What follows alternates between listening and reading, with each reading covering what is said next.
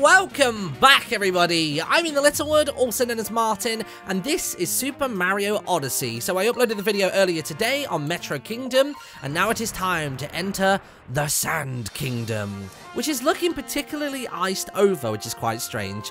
So if you missed the last video, basically yesterday I went over to Nintendo in Windsor and was given hands-on with tons of different Nintendo titles that are coming to the Switch inside of sort of like the next 6 months or so, which is quite cool. And this was one of them. I was really excited to check this one out. This was like my most anticipated game out of all of them, which was pretty sweet. So this was me sort of getting adept to the controls, having a little dabble about and stuff. And I realised that just back here, there was actually a shop, which was quite cool.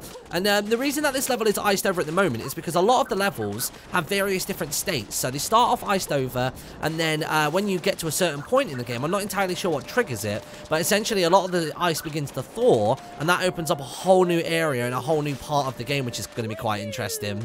I've been running around out here for quite some time now. Maybe that whole time I was just trying to figure out how to do the Sonic roll again. I wouldn't be surprised if it was. I remember I had to ask the guy James to come over and like re-explain it to me. I asked Kath, but he didn't know either, so that was a shame. But anyway, let's go inside of Crazy Cap. So this is basically a hat store. It's kind of like TF2 with all the hats stacked on top of one another. So basically you can only use the purple currency, which we only have 3 of at the moment, inside of this kingdom. And then the regular coins you can use anywhere, any kingdom, anytime, any place, and that's all good. I thought it was quite interesting actually that you could buy moons as well as hearts inside of the shop. I thought that was really strange. So you can basically buy a heart, it increases your regular base health by a little bit, and you can also buy the moons as well. And then I started to notice that there was actually a moon behind those guys, like in the store itself, which was really strange. And inside of there, you will have noticed that we have the regular Mario outfit, we've got the Adventure on, which is a little bit Indiana Jones, and just there as well, you saw a demonstration of me being like, oh, I just wanted to interact with the the cupboard or the drawer or whatever you want to call it, and instead I ended up jumping up on top of it.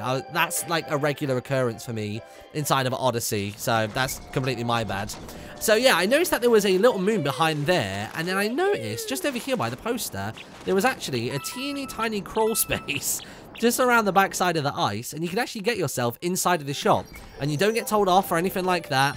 I just sort of grabbed the moon and then got the hell out of there. I didn't want to talk to them on the off chance that they would boot me out or something like that. I got a little bit sort of like worried and tilted about it. But I gotta say that between Metro Kingdom and this one, I really like this level. It's weird for a level to feel this open inside of a Mario title.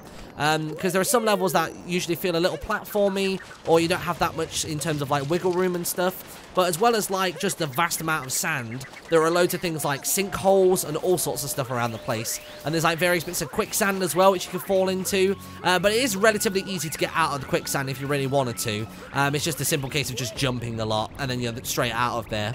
So I think we're about to connect with this. Yeah, we are. With this bullet bill. So you move regularly, and then you can also press Y to accelerate for a little bit more speed, which I thought was quite cool. And these little like flowers over here as well, I thought were pretty rad. They're like little spring ones. Now, I think when I initially recorded this, I think I might have really messed up the jump there. Let's see. So I think this part here is technically a mistake, and I just managed to clutch it. Did you see that? Like, the hat went up there, and I wasn't even, like, the dive afterwards, I was never actually going to reach the hat. But luckily the jump was just enough to get me on the ledge. But that looked so intentional, it hurts. But I promise you it's not. I'm not going to lie to anybody here. Now, this is interesting to me. So when the ice thaws, I don't know what's going to emerge from that little, like, pimple. This little temple pimple, as I want to call it. I don't know if it's going to be, like... I don't know if it's going to be like an up thrust, like a gust of air, or if it's going to be something else, but I'm really excited to find out. And a little part of me thinks it's just going to be another one of those sort of like sandy blobs that you've got. There's a little demonstration there of me throwing the cap forwards and then making it swing to the right. And then this thing here, really, like, I think is so cool. Just because I've played so much Mario Maker in sort of the last, like, year or two, that this, for me, I just thought was really cool. And it actually has a really slick transition as well. Obviously, the pipe transition is easy enough, but just wait until you see the transition when you come out of this and you return into the 3D space. It kind of, like, warps the perspective immediately. So check this out. You ready? Oh, actually, I think I was... Oh, no, yeah. I think I was actually trying to go ahead and grab all of the blocks there to see if there were any other secret goodies, but there didn't seem to be. Have you noticed how Mario, like, shivers when he stays still as well in this section? That's quite interesting. And then I noticed right there was a little bit of glowing, so that must mean a moon was a showing. So I think I just, like, have a little wander over here and go and grab this bad boy. Did I just hear sponsor eagle? What?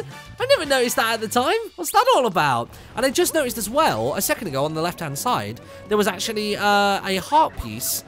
And I never collected that one either. There's a lot of stuff that I'm noticing now, like, in post. Because obviously, I can kind of survey the screen more. Because I know exactly what Mario's going to be doing. Because I've already lived it the once. And then, yeah, they got this guy as well. So, he basically takes you up. And I tried for ages to get myself, like, out of this thing. Could I launch away from it? But it wasn't. I think it was just solely acting as, like, a viewing point, which I think is kind of cool. I think basically it allows you to see what is up there and whether it's worth actually, like, scaling to this size. And it's quite interesting. I thought the B button would get you out of any of the things that you connect with, but it's actually the jump button, which I thought was a little bit strange. I'm not entirely sure why that was a thing. It's, oh, sorry, not jump, as in right trigger. Sorry, my bad. It was right trigger to get out of the various different things. But anyway, we got in the bullet bill, we're having a little mooch around, and there's another large 2D section here, which I thought was quite cool. I think on my initial run through, I actually tried to, like, scale this by doing some, like, crazy wall jumping trickery, but I just found it was way too high. Like, I tried getting myself on top of the icicles and stuff to see whether that would work. And obviously, I don't know if anybody's read the articles just recently, but you'll notice that I have like 2 or 3 hearts. And at the moment, they've said that there is going to be no game overs inside of Mario Odyssey. So whenever you die at the moment, I don't know if I have yet in this video so far, but the only thing you currently lose is coins. So not the level specific ones from my experiences. It's only been the regular coins like these ones here. So the ones that I'm currently tallied up to 75, those are the only kinds of coins that I've lost so far. Let me quickly grab the moon. And we can start this next portion. Yeah, big old important moon. I'm assuming when you collect enough of the moons that will trigger some kind of event or a boss fight or something to initiate that you can then move on to go and compete in.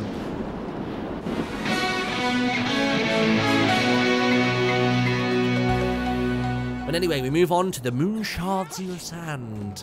Those dudes down there with the sunglasses, by the way, are seriously cool. Like, really, really cool.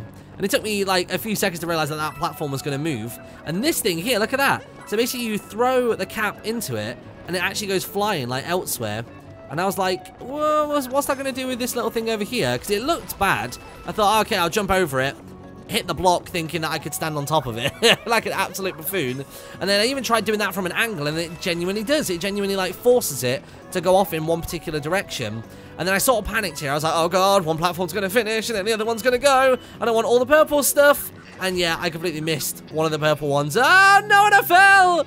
Oh, the scrubbiness is top tier.